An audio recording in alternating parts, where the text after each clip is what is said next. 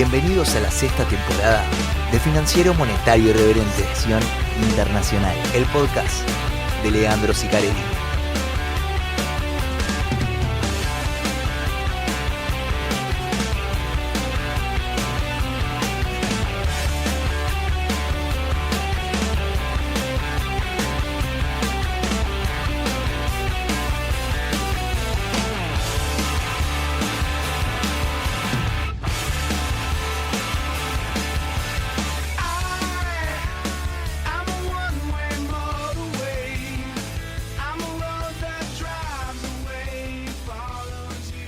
Se viene el verano, llegan las vacaciones y al fin vas a tener ese tiempo que tanto querías para ponerte al día con tus series y películas favoritas. Con Roku tenés el compañero ideal para una experiencia de streaming increíble, con acceso a todas tus aplicaciones, desde las gratuitas hasta las que necesitan suscripción. Y eso no es todo, si entras a velocitymarket.ar y usás el código ZAR, en tu compra tenés un 10% de descuento adicional por ser ZAR. Así que no lo pienses más, prepara los pochoclos y dale play a tu verano con Roku. Bienvenidos al episodio número 13 de la sexta temporada de FMI Podcast en su versión internacional. De este lado, Leandro Sicarelli para llevarles un resumencito de lo que pasó en los mercados globales estos últimos 7 días. Bien. ¿Qué tenemos para el día de hoy? Hoy vamos a charlar sobre la primera parte del episodio, algún comentario sobre Standard & Poor's, que tuvo una buena semana, y tema tasas. Bien, tasas del tesoro, como siempre hacemos, miramos la curva, vemos la pendiente, vemos qué componente explica cada movimiento, algo sobre las probabilidades implícitas de movimientos en la tasa de la Reserva Federal, que se estuvieron moviendo un poquito justamente, y algo sobre los nombramientos de Trump y lo que nos dejó esta semana en materia de avance para tratar de dilucidar o conocer de antemano qué va a hacer finalmente Trump de todo lo que dijo. Bien. Sobre la segunda parte, en el core del episodio, vamos a charlar de los datos del BEA, que son de Producto Bruto, y el dato de PCE, o sea, el índice de precios el preferido de la Reserva Federal, y las minutas de la última meeting de la Reserva Federal, que dejaron algunas cosas interesantes. Sobre el final, algún comentario breve sobre la decisión de tasa del Banco de Reserva de Nueva Zelanda, y los movimientos del DXY. Es un episodio donde, como los vengo mal acostumbrándose acá, hemos pegado todo lo que dijimos que iba a pasar. No se malacostumbren, esto no es así, ¿eh? No es tan fácil siempre decir creo que viene por acá, sobre todo, porque uno puede pegar las grandes tendencias de y yo creo que va para tal lado. Che, Trump es un dólar más fuerte, ojo, bueno, mirá, ahora que yo te diga justo el jueves pasado, shorteen dólar y sigan estirando duration, porque las tasas van para abajo, el DXY va a bajar, y bueno, no siempre pasa tan rápido que se da todo lo que uno va diciendo. Así que no se malacostumbren, acá se erra también, pero nobleza obligada, venimos muy bien, así que vamos a seguir trabajando sobre esas cosas. Chivo de los amigos de Haussler y arrancamos el episodio. ¿Sabías que Haussler sigue revolucionando el mundo de la seguridad privada en Argentina? Con la apertura de su 10ª sucursal en el moderno centro de Ola Palermo, Haussler no solo expande su presencia en Buenos Aires, sino que también trae su tecnología de última generación al corazón de la ciudad. Esta nueva sede combina bóvedas automatizadas y sistemas de identificación biométrica que ofrecen acceso seguro y autónomo, sumado a salas de negociación de alto valor que brindan un entorno cómodo y ultra seguro. Desde el reconocimiento de asistentes hasta el conteo automático de billetes, estos espacios ofrecen un entorno seguro y moderno donde cerrar acuerdos importantes es más fácil y seguro que nunca. Así que si buscas un servicio de seguridad que esté a la altura de tus necesidades, Haussler es la opción perfecta. Confía en el líder en seguridad privada, haussler.com.ar. Bueno, comencemos. Antes que nada, no se me enojen cuando me tiro flores, ¿ok? Tolérenlo un poco, es simplemente eso. La verdad es que estoy sorprendido por el timing con el que hemos visto los momentos en donde el mercado se iba a terminar de dar vuelta. Parecido a aquella vez cuando la tasa de 10 años raleó hasta la zona de 5 y ahí nos dimos vuelta rápido y nos llevamos hasta 5 y en 5 nos dimos vuelta. Bueno, a veces uno tiene esos timings, otras veces no. En este caso, más allá de si uno le pega o no, creo que estaba, visto después y que los datos nos dieron la razón, porque siempre es más fácil así, estaba bastante claro que el pricing de Trump había sido, no exagerado, pero sí violento. Bien, acá hablamos de los bond vigilant, es una definición que nos ayuda mucho a entender cómo se puede llegar a pensar el mercado de bonos. en su faceta vinculada al pad fiscal, porque después uno tiene que mirar las break-even, tiene que ver la productividad, la tasa de crecimiento, etcétera, etcétera. Pero digo, en lo fiscal estaba bastante claro que el mercado se iba a adelantar y le iba a poner en precio el peor escenario. Y después la verdad que el tipo tiene que asumir, tiene que empezar a nombrar los integrantes de su gabinete. Ahí tenemos que ver qué tanto va a avanzar. Yo les decía, hay 5 razones que se me ocurren, porque puede haber 100. Hay 5 razones que se me ocurren que son importantes para pensar por qué nos exageramos un poco con Trump, con esta primera etapa de Trump, y vamos a tener que devolver buena parte de todo eso. Entonces yo le mencionaba, bueno, la mención de Elon Musk, que está el techo de la deuda, que hereda el doble de déficit fiscal que la vez pasada, que es un tipo que vos no lo podés tomar literal, bien, o sea, tenés que prestarle atención a lo que dice, pero nada, ganó la campaña de 2016 hablando de austeridad y que iba a bajar la deuda, y después hizo todo lo contrario. Bien. Si ustedes miran el gobierno de Trump, el primero, claramente tuvo como 2 etapas. Una primera etapa de devolver el pricing anticipado que hicimos, que siempre es un poquito exagerado, porque ante la incertidumbre ponemos de precio de más, porque están los bond vigilant, etcétera, etcétera, etcétera. Y el primer gobierno de Trump fue igual. En la previa lo matamos, cuando llegó devolvimos. Pero en algún momento el tipo mandó una ley al Congreso, que eso fue fines de 2017, principio de 2018, donde de verdad venían las tarifas, el paquete fiscal, regalar impuestos, y ahí de verdad volvimos a reponer en precio todo lo que estábamos discutiendo, un dólar más caro, tasas más altas. Pero eso va a venir después, en algún momento volverá. Yo lo que digo es, no te podés poner short dólar de largo plazo. Lo que sí me parece es que ahora había que devolver. Por eso te dije, a ustedes que a muchos, no a todos, la gran mayoría acá no, pero a muchos que les gusta, decime si sube o baja, como si esto fuese, viste, no sé, estamos haciendo un podcast donde hablamos de economía, explicamos, no es sube o baja. Si fuese sube o baja duran 2 minutos los episodios. Sube, baja, ¿no? Y después de la otra semana revisamos qué le pegué, qué no le pegué. Un embole, una cosa así. Pero bueno, cuando hay un trade que es muy claro, o que yo lo siento muy claro, yo arranqué diciéndole, esto tiene un componente de intuición muy grande. Vayan al episodio anterior, lo dije así, tiene un componente de intuición muy grande. Creo que nos estamos pasando. Me siento incómodo con este mercado. Del mismo modo que la semana pasada te decía, la tenemos que llevar a 4.50 porque Trump, porque el dólar. Cuando pasó todo, viste, el chabón empezó a mandar algunas señales que digo, che, yo no estoy tan cómodo en 4.50 a 10 años. Me parece que, en realidad, habría que decir al revés. Me sentiría muy cómodo con 4.50 a 10 años, o sea, compro. Por ende, las tasas van a bajar. Y bueno, se dio buena parte de eso. El Standard & Poor's, ahí tenés una donde pifiamos. Yo pensaba que iba a haber una corrección fuerte del Standard & Poor's después de la elección. Ahí no se dio. Es verdad que a la otra semana me di vuelta como una media. Bien. O sea, no me puse tan bajista. Porque en última instancia ralió sin ningún tipo de driver. Se puso más caro sin ningún tipo de driver. Si encima te van a bajar los impuestos corporativos, bueno, ya está. Una vez que tenés un driver sería raro que corrija. Bien. Bueno, hice una leve corrección de la semana, pero después siguió. Hoy tenemos un Standard & Poor's que ya está de vuelta en máximos históricos. Nominales, habría que ver reales, pero creo que va a dar reales también. Lo tenemos arriba de los $6.000. Ya el cierre semanal estuvo por arriba de los $6.000. Estuvo apenitas el cierre por arriba de los máximos históricos. El equity... Es que si la economía no deja de crecer y encima le vas a bajar impuestos a las empresas, a lo que llamamos, lo que sería acá en Argentina los impuestos a las ganancias,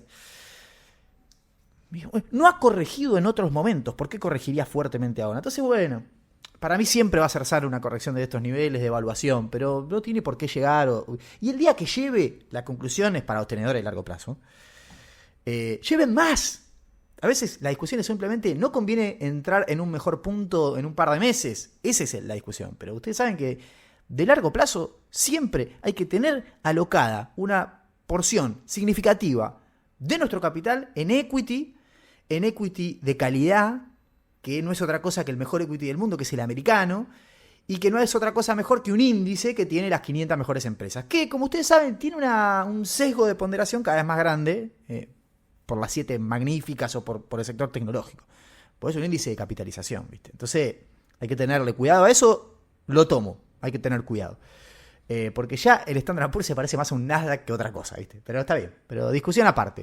Tema equity no voy a decir mucho hoy. Había visto el reportecito del eco de los balances ya cerrado, pero la verdad es que tengo tantas cosas a hablar de tasa que no me voy a meter en ese lío. No, vamos a hacer al revés. ¿Qué sorpresas nos dio Trumps? Porque son varios. Por suerte hay uno solo, porque si no sería un desastre esto. ¿Qué sorpresas nos dio Trump esta semana? Bueno, a ver. Tuvimos un avance malo y un avance bueno. Bien. ¿Cuál es el avance? Vamos a empezar por lo malo. Bien, porque es lo menos importante lo malo. Lo más importante es lo bueno. Y ahora vamos a ver. que consolida, que confirma esta view que estábamos teniendo. Che, hay una serie de razones para pensar de que el programa financiero de Trump al final no va a ser tan agresivo. Entonces, bueno, el SAR avisó. Tema tarifas, el chabón sigue vinculando y nombrando gente en su gabinete vinculado a lo comercial que son todos halcones anti-China. Bien, o sea, no avanzamos mucho en ese frente. O sea, en ese frente se consolida la posibilidad de que vayamos a un escenario de escalada en la guerra comercial con China. Bien, no está nombrando tipos que son menos pro guerra comercial.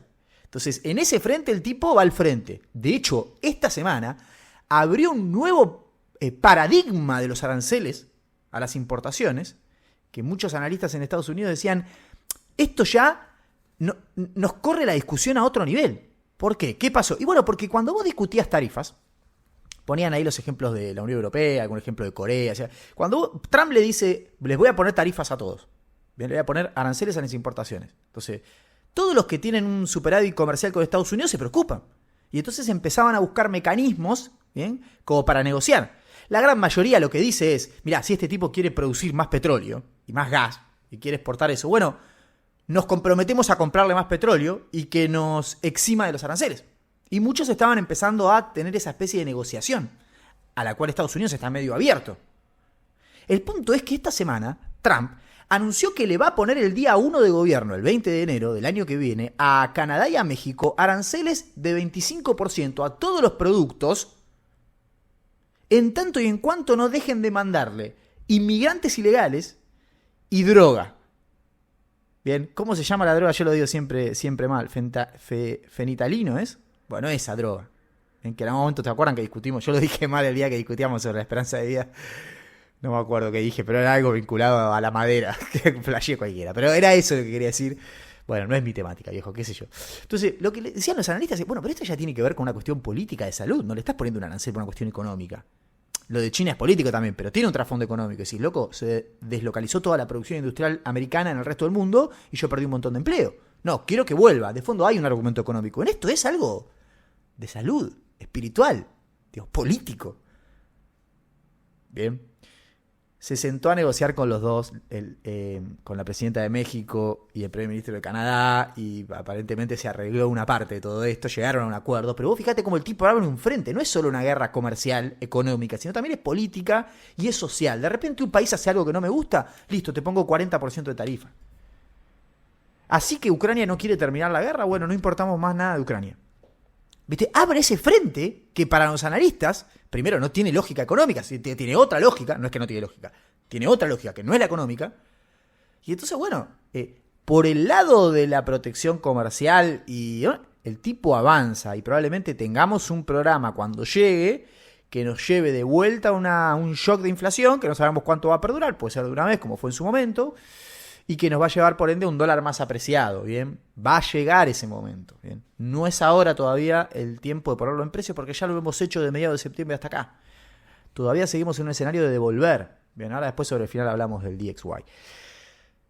Pero tenemos una buena noticia, que es que se confirmó quién va a ser, o en principio está como pseudo confirmado, quién va a ser el secretario del Tesoro de Trump. El secretario del Tesoro en Estados Unidos es el ministro de Economía, y es Scott Bessent, que es la primera nominación. ¿Se acuerdan? Este tipo que trabajó con Soros. Y que, bueno, todos empezamos a decir, yo les voy a ser honesto, digamos, al no ser estadounidense, digamos, cuando me nombraron dije, no sé ni quién carajo es, así que lo fui a buscar, empecé a googlear, empecé a mirar, y finalmente la gran conclusión es que es un nombramiento que confirma lo que el zar venía diciendo de manera intuitiva. Es un tipo que está muy lejos de ser un promotor del déficit fiscal y de una guerra comercial exagerada.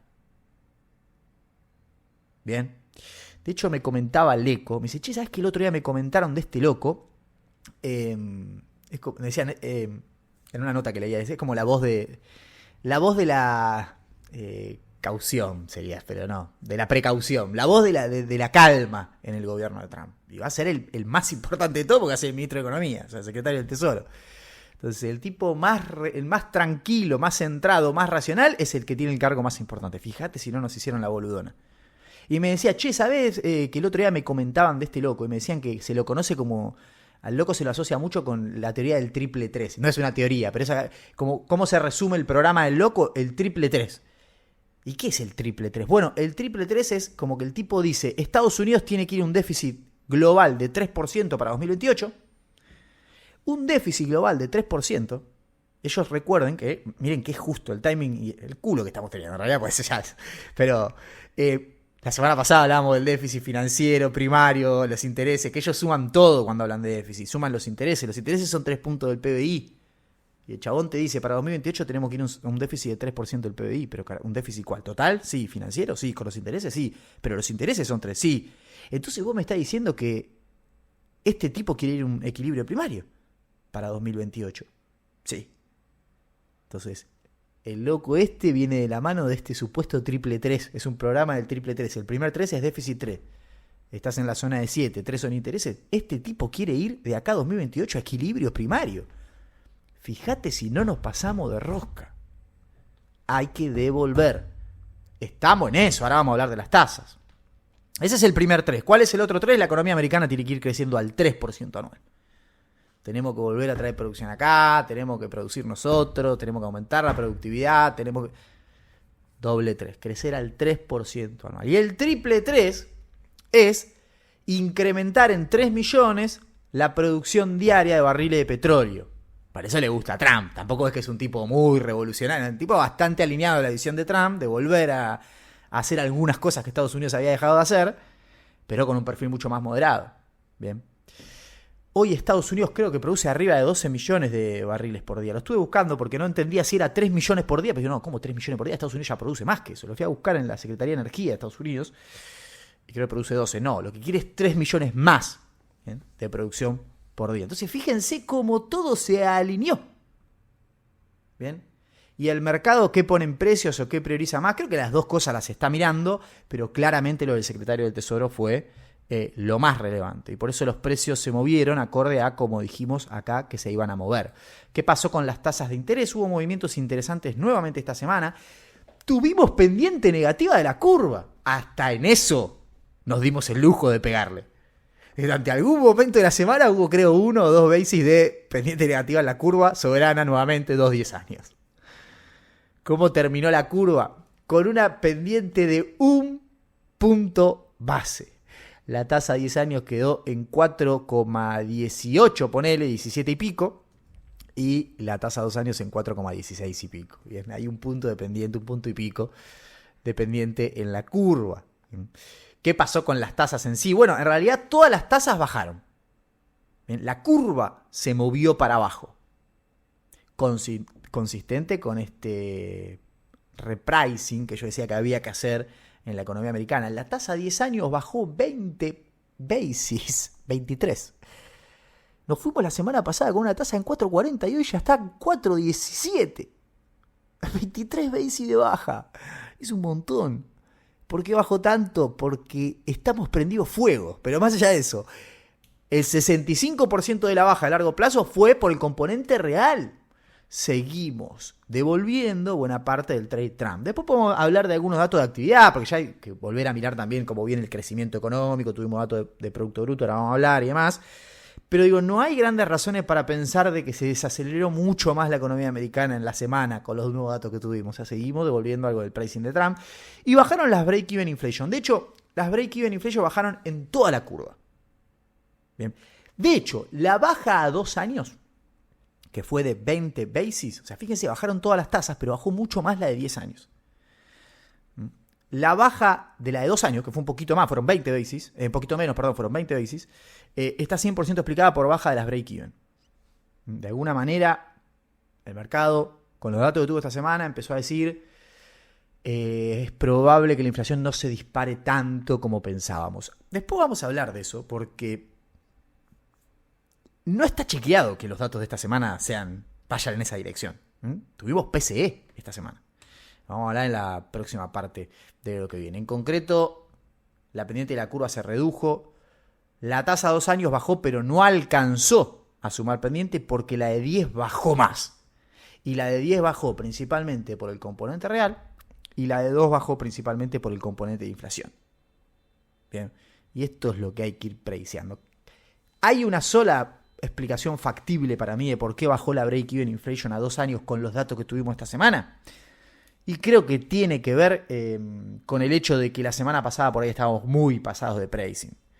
Estábamos descontando una inflación promedio para los 2 años que vienen de 2,60 y pico. Bueno, volvimos a la zona de 2,40.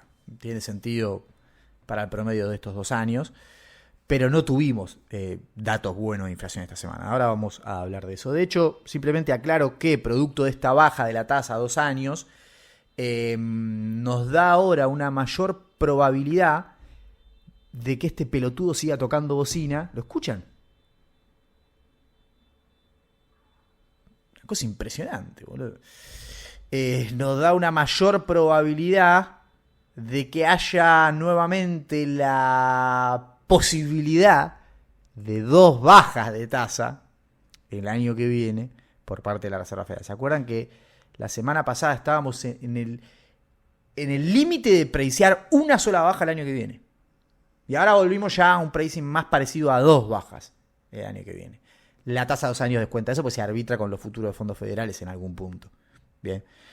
Como bajó, hoy ya bajó en T-Basis, o sea que te descuenta ya una baja más. Bien, en el path de acá a 2 años. Bien, producto de que la inflación implícita que veíamos ya es un poquito más baja de la que veíamos la semana pasada. No alcanza, señores, no alcanza, porque la de 10 años, fíjense el concepto, fíjense lo que es entender de finanzas y no saber. Bien, porque uno dice, dada la duration, el riesgo de precio que tengo a 10 años, flaco, cuando vos mires eso, siempre tenés que tener en cuenta que la pendiente de la curva puede cambiar. Entonces, si la tasa baja 1%, tengo más riesgo de duration en 10 años. Sí, pero la de 10 años puede bajar mucho más que la de 2. ¿Por qué? Porque se mueve la pendiente de la curva. Bien. No sé si estos basis llegan a compensar el efecto duration, probablemente no, pero digo, ojo con estas cosas, porque en Argentina están todos, ¿viste? No, si comprime todo a 10, o sea, y hay que ver qué pendiente toma la curva. De hecho, está invertida la curva. Con lo cual el efecto duration en la parte corta, si vos tenés una baja de tasas, parte del efecto duration se compensa. Por eso para ahí te conviene estar en el medio de la curva y no atrás de todo, o sea, en la parte más larga. Y hay más duration, sí, flaco, pero la curva está invertida hoy. Bueno, nada, simplemente eso. Vamos a un chivo de cocos y hablemos de los datos que tuvimos esta semana y las minutas de la Reserva Federal. Cocos simplifica la forma de manejar tus finanzas. Invertí en acciones, CDRs, cripto. Ahorrá con fondos comunes de inversión. Paga escaneando cualquier QR con pesos o dólares. Todo integrado en un solo lugar para mayor seguridad y control de tus operaciones. Descarga la app y elegí cómo gestionar tu dinero. Cocos. Sabemos dónde invertir. Bueno, el Buró de Análisis Económico, el BEA, no el BLS, es el que produce las estadísticas de cuentas nacionales, publicó la segunda estimación de crecimiento económico, Producto Bruto y demás para el tercer trimestre de la economía americana. Que nosotros trabajamos con el supuesto de que la economía había crecido a un ritmo anualizado de 2,8. Bien, desacelerándose levemente el trimestre anterior que había dado 3 y pico.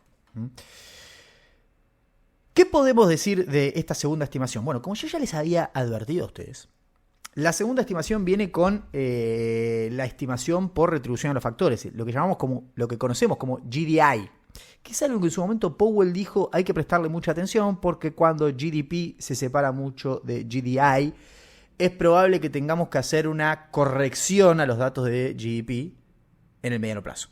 En algún momento el Producto Real venía creciendo al 3% y pico y la retribución a los factores venía creciendo al 1 y pico. Entonces Powell decía, ojo con ese 3, porque se va a corregir para abajo, ¿viste? Pues tiene que dar lo mismo, muy parecido.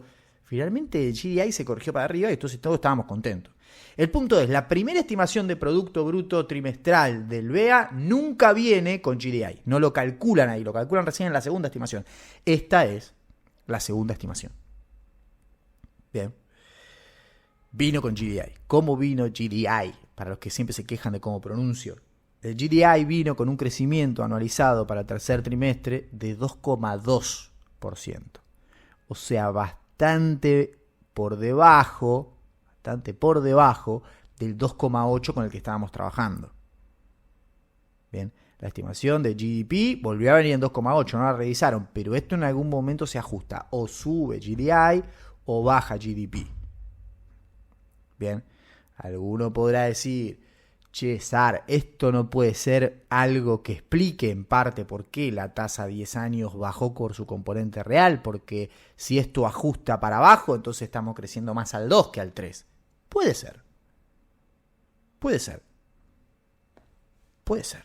No encuentro una relación directa en los días en los que se movió la tasa y esto, pero esto abona a esa teoría de que existe la posibilidad de que el 2,8 nos quede largo. ¿Qué pasa? Siempre viene así y... Vale, siempre no. En los últimos trimestres vino así y corrigió para arriba el GDI. De hecho, el BEA también sacó estadísticas de consumo, ingreso disponible y demás y vinieron muy bien. En un contexto donde la inflación vino mal. ¿Viste? ¿Cómo vinieron los ingresos? Crecieron en octubre 0,6%. La inflación fue de 0,2%. ¿Cómo vino el ingreso disponible? Algo que estamos discutiendo mucho en Argentina. Creció 0,7% en octubre. Y la inflación fue de en torno a 0,2, 0,3%. ¿Cuánto te da en dólares constantes? Un crecimiento de 0,4 mensual del ingreso disponible en términos reales. Che, pero entonces... el consumo sigue creciendo. Creció al 0,1 en términos reales mensual. No son estadísticas malas de producto todavía. Pero lo del GDI como primera estimación nos puede prender una alerta. Bien, ojo, porque no vaya a ser cosa que, ¿viste cómo es esto? En vez de 2,8 sea 2,2. Bien, soflandeá, ¿sí? Siempre arriba del 2 igual se dice, ¿eh? Pero bueno, recuerden que para el último trimestre del año, el cuarto, del que todavía no tenemos datos muy concretos, pero sí los NOUCAS, los mismos ya están corriendo en la zona de 1,90, 1,80. De hecho, el NOUCAS de la Reserva Federal esta semana de Nueva York bajó 10 basis y está en 1,80. Entonces vos fíjate que tuviste el segundo trimestre crecimiento de 3 y pico, el tercer trimestre crecimiento de 2,8, 2,2, o sea, el promedio da 2,5, y el cuarto trimestre ya están viendo abajo de 2. La economía americana está soflandeando. Bien. Lo de romper el 2, bueno, esperemos, porque es el no-cash. Por ahora no hay datos para pensar que vos rompiste el 2. Seguís arriba del 2, pero los no-cash ya están traqueando el último trimestre abajo del 2. Tampoco te están dando 1, te están dando 1,80, 1,90. Estás ahí. Pero ojo porque siguen entrando datos y eso se va corrigiendo. Lo vamos a ir siguiendo. Respecto del PCE, también publicado por el BEA, no tuvimos un buen dato. Bien. La inflación general quedó en 0,2 mensual y la core en 0,3. Pero se aceleró nuestra pequeña amiga, la inflación super core. Y ahí hay una realidad que es, no tenía que acelerarse. La inflación super core, el mes pasado, parame que lo tengo acá, Willy, en algún lugar, super core, acá, había dado 0,31% intermensual. Y esperábamos para el mes de octubre una leve desaceleración, producto de que Medical Care y Transportation se habían desacelerado. ¿Cómo sabíamos eso? Porque estaba en el CPI. En el PCE no va a dar lo mismo, pero digo, como habían bajado, vas a bajar. Tal vez no tanto. Las ponderaciones son distintas. Yo decía, de hecho yo abiertamente decía, la Supercore va a bajar, pero no tanto como da el CPI. ¿Por qué? Porque lo que baja mucho es servicio de transporte y eso pesa menos en PCE. Ahí pesa más Medical Care. Pero Medical Care se desaceleró, así que vamos a tener una buena noticia con el Supercore, no tan buena como nada. A ver, Medical Care y Transportation se desaceleraron. Medical Care el mes pasado era 0,3, este dio 0,1. Transportation este mes, el mes pasado había sido 1,1 mensual y bajó a 0,8. Sin embargo, la Supercore saltó de 0,31 a 0,356, o sea, casi a 0,4% mensual. Es la tercera aceleración consecutiva. O sea que la core en 0,3 fue driveada principalmente por su componente que más nos importa, el Supercore, en donde transporte no tuvo nada que ver. La pregunta acá es, bueno, entonces, ¿qué pasó? Me fui a buscar la tabla con todos los precios, precio por precio, para ver qué miércoles subió. ¿Cuáles fueron los servicios que explicaron la suba de la Supercore este mes cuando Medical Care y Transportation, que son de los más importantes, fueron para abajo? Bueno, básicamente servicios financieros y recreación. ¿Qué tenés ahí? A ver, recreación pasó de 0,2 a 0,5, no fue tanto. Te suma un cachitito. Ahí turismo, vi que había membresías a eventos deportivos, gimnasios, eso que subieron. Esos para mí son one shot y por ahí después se calman. Y de hecho el grueso del aumento de la Supercore viene explicado por servicios financieros. ¿Qué hay dentro del servicio financiero? Y tenés seguros y demás. Pero no fue seguros lo que más subió. Lo que más subió fueron cargos, fees y comisiones de servicios financieros exclusivos. O sea, es decir, de exclusivamente servicios financieros, lo que entendemos como servicio financiero. Porque un seguro es un servicio financiero, pero no pensamos en eso. ¿Qué pensamos? Bancos, administradora de fondos. Y literal la suba se explica por eso. Bien. Los portfolio manager y los servicios de asesoramiento en inversiones pasaron de crecer el mes pasado al 0,6 mensual a crecer 3,5% en un mes. Una bestialidad. Eso hizo que pasemos de una inflación del 0,02, ¿bien?, a una inflación del 0,11. Eso sumó 0,9 puntos, sumó 9 puntos base. ¿Bien? ¿Qué son los 9 puntos base? Que subió un poquito menos, porque después te compensa Medical Care cayendo. Pero que eso explica todo lo que subió la Supercore. De repente un servicio de los core, de los que no estábamos mirando, te metió un sablazo cuando los que mirábamos se desaceleraban y la core se fue para arriba. La Supercore se fue para arriba. Y entonces ya tenemos 3 meses seguidos de esto. No es un buen dato. No sé si es alarmante, pero no es un buen dato. Para los que hacen medias trimestrales, porque es desestacionalizado el core mensual del PCE, como el del CPI también. Y dicen, bueno, pero el promedio trimestral, el último mes, sí, los últimos 2 meses la inflación subió, pero el promedio trimestral... Ahora se hace el promedio trimestral y los 3 dan para arriba, o sea, ya el promedio trimestral ya se vuela. ¿Viste? No son buenos. Cuando vos mirás las minutas y los tipos hablan del balance de riesgos en las minutas, dicen el balance de riesgos sigue, esa palabra que usan, ¿viste? Como prácticamente balanceado entre inflación y desempleo, pero hubo unos pequeños movimientos, algo así te dicen. Como que algún pequeño movimiento hubo, sigue balanceado, pero un pequeño movimiento hubo en el sentido de que el riesgo inflacionario creció un poquito. Tenés 3 meses malos de datos. Creció un poquito y como si fuese poco, el desempleo bajó un poquito. En el sentido del riesgo de aumento del desempleo bajó un poquito. O sea que el balance sigue balanceado, valga la redundancia, pero nos podemos poner un poquito más hawkish. ¿Por qué? Porque en el margen la inflación no mejoró tanto y con el desempleo estamos menos preocupados. Ah, mirá vos. Mirá vos. De hecho, las minutas arrancan diciendo, las tasas del tesoro volaron. Bien, ¿por qué volaron? Y ahí dice, bueno, algunos datitos de inflación que no fueron tan buenos como esperábamos, y datos de producto, empleo, actividad que vienen mejor de lo que esperábamos, y algunos dichos de integrantes del directorio que pudieron haber sido interpretados como que el path de baja de tasas no va a ser tan generoso como pensaban. Algunos dichos que pudieron ser interpretados. Vos agarrás los dichos de Neil. Pudieron ser interpretados. Y sí, o sea. Ni que hablar cuando hablan de productividad. Que hablaron en las minutas. Es divertido lo que sucedió. En el largo plazo, las subas de tasas. Porque ellos medio que dicen, en la parte corta de la curva pegó todo eso que digo. En la parte larga se ve más bien un aumento de las tasas reales. Bien. Ellos están en las minutas describiendo la voladura, ¿no? No están. La parte que devolvemos no entró en las minutas porque vino después. Bien, de hecho recuerden que la meeting se hizo el día después de que gana Trump, así que fue muy divertido. Así que bueno, en términos de mandato, el metamensaje fue algo que ya también está puesto en precio, que es, ojo, bien, ojo. Podemos llegar a ir un poco más despacio de lo que se imaginaban, pero ya está recosta puesto en precio, porque vos decías 4 y el mercado ya ponía casi 1, así que esto no creo que haya generado grandes impactos. ¿Qué más para decir de las minutas? Hablaron de los reverse repo. Ahí hay varias cosas. Primero, se va a ajustar la tasa de los reverse repo. Se va a bajar 5 basis probablemente a partir de la meeting que viene. Es un ajuste técnico. Están mirando el mercado de dinero. Están mirando las tasas de repo. Me quedo un poquito preocupados por la liquidez. Ya saben que están llegando a un nivel con el quantitative tightening que hay salida neta de capitales. Pues ya el pulmón de los reverse repo casi se agota. Con lo cual no quieren generar presión a que la gente demande dinero en otros mercados y ponga reverse repo. Vamos a bajar la tasa de reverse repo. Bien. Y después empiezan a hablar del tema del límite de deuda. El SAR lo anticipó una semana antes, salió en las minutas, que están diciendo, ojo, porque lo que puede llegar a pasar en el corto plazo es, si el límite de deuda no se extiende o no se sigue suspendiendo en enero, el Tesoro va a tener que sacar plata de la cuenta general del Tesoro.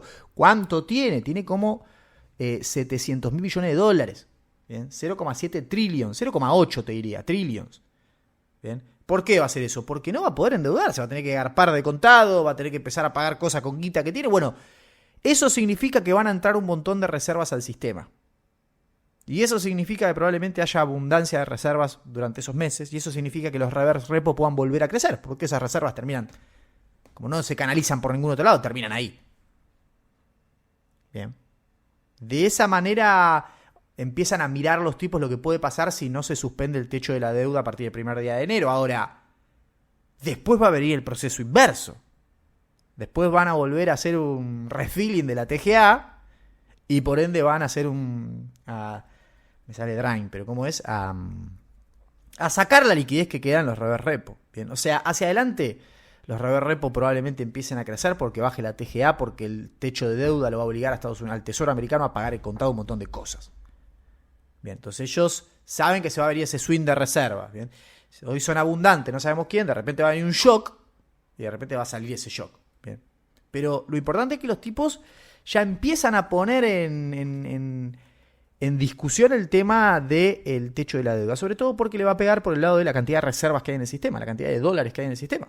Bien, siguen con el escenario base de que el quantitative tightening en condiciones normales se termina a mediados del año. De hecho, abiertamente dicen, en el mercado medio piensan eso y estamos todos medio de acuerdo. No así con el path de baja de tasas. Ahí tenemos un lío bárbaro, lo voy a decir ahora y después termino con el tema productividad, que es lo último que le quería decir. Abiertamente manifiestan de que hay cierta incertidumbre respecto de lo que va a suceder hacia adelante con las tasas en el mercado. Dicen, la de diciembre, la baja esta meeting, estaban todos convencidos, la de diciembre hasta hay consenso.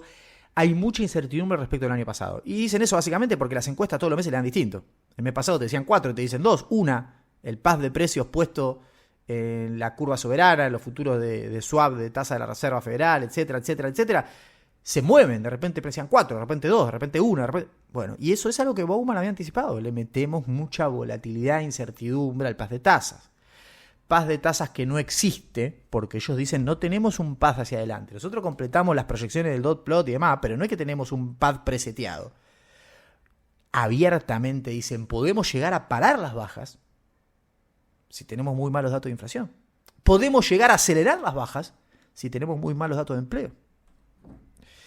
Lo cierto es, estimados, respecto del path de tasas, que many participants, many es uno de los calificadores más significativos de todo, many participants dijeron que no conocen cuál es la tasa natural de la economía americana hoy y que probablemente esté por encima de lo que se imaginaban. Eso no lo dicen, pero te lo digo yo, está en el dot plot. Por ende, la mayoría está de acuerdo en que hay que ir más despacio con las bajas. Bien, o que hay que ir de manera más gradual. Te están diciendo que van a bajar más despacio. No es nada alarmante porque ya lo pusimos en precio. Pero te están diciendo que van a ir más despacio. Bien, esa tasa natural probablemente esté más arriba de lo que nos imaginábamos.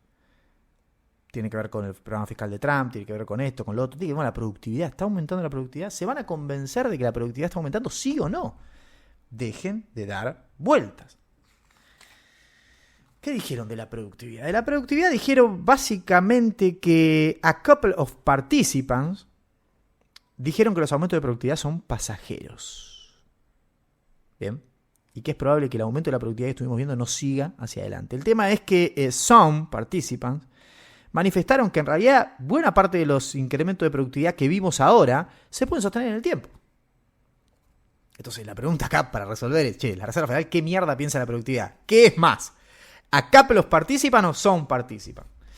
Los que están hace mucho acá sabrán que se subestima siempre el peso de SOM, porque parece poco, pero SOM es mucho, ¿bien? Para los calificativos de la Reserva Federal. De hecho, si uno tiene que ponerse firme con esto, tendría que decir que son más los que piensan que el aumento de productividad se va a mantener en el tiempo que los que piensan que es pasajero. consistente con lo que dijo Powell en la conferencia, consistente con tratar de disfrazar a Trump en el corto plazo de un aumento de la productividad sostenible. Bien, recuerden que some es más que several, es más que few, es más que one, couple, two. Bien. Es menos que many, por ejemplo. Es menos que most, majority, es menos que consensus.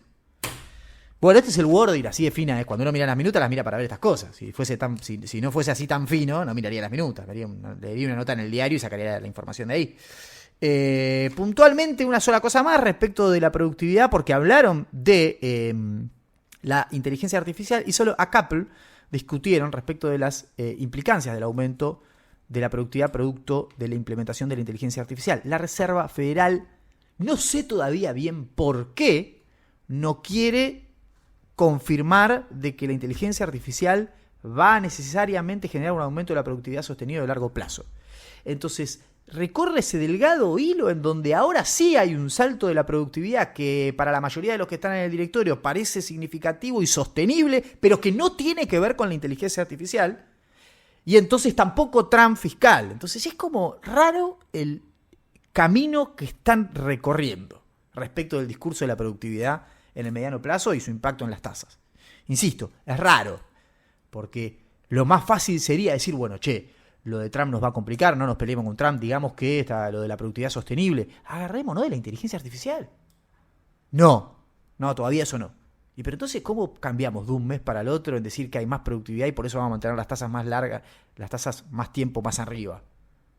Bueno, no sé, digamos que la productividad está creciendo y que va a seguir creciendo, pero que no tiene que ver con la inteligencia y listo. Bueno, siguen recorriendo ese delgado hilo. Pese a que algunos digan de que la productividad no va a seguir aumentando en el corto plazo, que era el discurso general de la Reserva Federal hace 2 meses, hoy ya son varios, muchos más que Couple, los que dicen, no, sí, puede ser sostenible en el mediano plazo el aumento de la productividad, pero no tiene que ver con la inteligencia artificial, digo, con otras cosas. Bien, bueno. Chivo de Medife y cerramos el episodio. Auspicia este programa Cam Doctor de Medife, la mejor telemedicina del país que te permite acceder a consultas médicas online en menos de 5 minutos, desde cualquier lugar, las 24 horas y de forma ágil y segura. Con Cam Doctor de Medife, el médico está donde estás vos. Llenate de vida y de beneficios con Medife. El Banco de Reserva de Nueva Zelanda, la cuna de las metas de inflación, como nos gusta decirle acá, bajó la tasa 50 basis, que es lo que se esperaba. Los comunicados vienen con subtítulos, señores. Vienen con subtítulos. O sea, si vos agarrás cada uno de los comunicados, tiene como un título y un párrafo, un título y un párrafo. Los títulos son como bullets. Es un highlight de lo que van a decir en el párrafo. Se espera que la economía global siga creciendo por debajo de lo que esperábamos. Bien. El mercado laboral se sigue deteriorando, llamémosle. La inflación ya está en el punto medio de nuestra meta, corredor entre 1 y 3 está en el promedio, bien, así que estamos tranquilos. Y la economía no muestra signos de recuperación muy sólidos o que nos podamos creer. Entonces vos tenés la tasa muy por arriba, la inflación en la meta y la economía cayendo, y una economía muy internacionalizada, como la australiana también, al ser islas, viste, comercia mucho, entonces, si el mundo no crece, exportas menos. Bien, la elasticidad, cantidad de las exportaciones para todo el mundo es igual, es muy alta. Entonces dice, mirá, yo ya tengo la inflación en el target, el mundo va a crecer menos, soy una economía que exporta mucho, mi economía no está creciendo, se sigue flexibilizando el mercado laboral, bueno, voy a bajar la tasa. Yo le decía, va a ir a la velocidad de 50, probablemente 2 meetings seguidas. Vino esta meeting y bajó 50. No importa puntualmente el Banco de Reserva de Nueva Zelanda, sino que lo que importa es que a nivel general los bancos centrales entregan el path, mientras Estados Unidos se fue a un path más agresivo, entonces el dólar se fortalece. Desde ese super fortalecimiento del dólar dijimos, ojo, porque se puede empezar a dar vuelta a la cosa. Y fíjense lo que sucede. Pero bajó 50, va mucho más rápido, ya lo sabíamos. Y Estados Unidos, que iba a bajar 2 el año que viene, según el pricing, una el año que viene, según el pricing, pasó a 2. Entonces, ¿qué es lo lógico que pase desde lo que ya pusimos en precio? Que el dólar pierda peso. Ya predicíamos, Estados Unidos super soviético no baja nunca la tasa y el resto entrega la tasa y la pone en cero. Eso es lo que predicíamos hace 2 semanas. Desde ahí, ¿cómo cambia? ¿Cómo camina la foto? Bueno, finalmente los bancos avanzan con el path que decíamos, muy agresivo de bajas, y Estados Unidos, en vez de quedarse super soviético arriba, baja un poquito. Esta semana se puso una baja más en precio, el dólar sigue devolviendo los movimientos que hizo las semanas anteriores. Esta semana bajó 1,6% el DXY, que tiene un peso muy grande, sí, siempre recuerden, del par euro-dólar. Bien, de hecho, el dólar neozelandés no está en el par, en el DXY. Pero bueno, hicimos de alguna manera una devolución de ese trade. Siguió, yo les dije, estoy para shortear DXY, les dije, estoy loco. Y salió muy bien. 1.6 para el DXY es un montón de volatilidad. Tampoco están los emergentes acá. Los emergentes no están andando mal, porque el dólar devuelve y los emergentes también performan bien. El tema es que vos tenés México, que tiene un problema puntual con Estados Unidos, y Brasil, que si el día que tenga que hablar de Brasil va a ser en la sección argentina, porque nos queda mejor para discutir los límites de este modelo de tipo de cambio bajo cuando el real se deprecia 1% por día. ¿Viste? Pero bueno, eso creo que va a pegar mejor en la sección argentina que lo metamos acá. Dicho esto, no sabemos si puede seguir esta baja. Uno se imagina que sí, si las señales siguen yendo en esta dirección. Después, como decíamos, van a venir datos de inflación, datos de actividad, y vamos a volver a la normalidad, bien, de mirar el dólar en términos de los paths de tasas, el crecimiento relativo, la productividad, etcétera, etcétera, etcétera, y no tanto de qué pricing veníamos haciendo de Trump y cuánto devolvemos. Eso medio que ya está. Recuerden que cuando uno dice dólar fuerte a nivel global, en realidad debería decir dólar apreciado. Porque el dólar se puede fortalecer porque el tipo de cambio sube en términos nominales.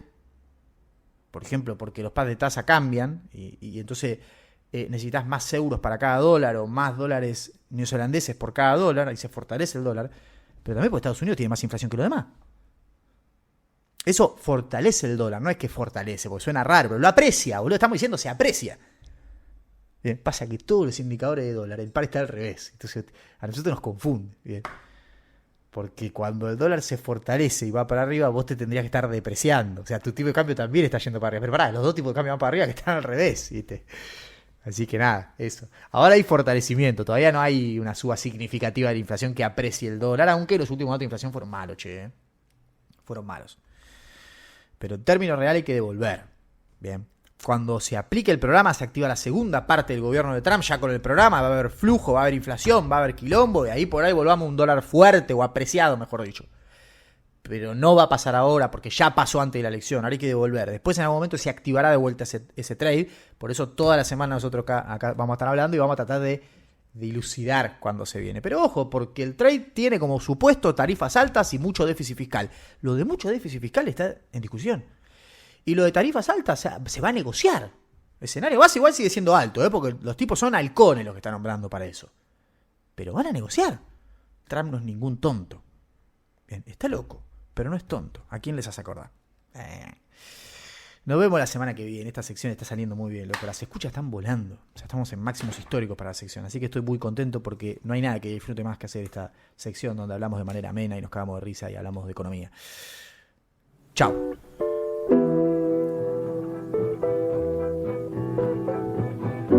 Acabás de escuchar FMI Podcast. Seguinos en Spotify, dale like y compartilo con tus conocidos.